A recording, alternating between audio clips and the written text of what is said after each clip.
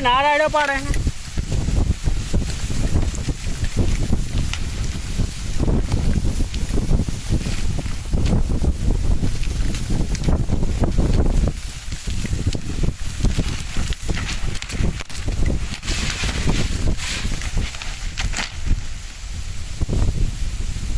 પથારી ફેરી નાખી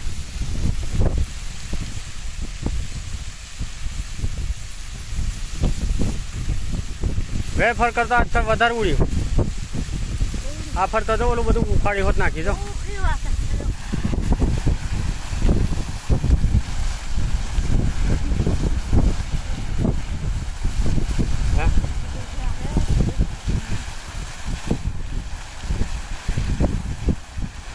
આજ તો આ બોસલો ઉખાડી નેચે નાખી દીધો તો બહાર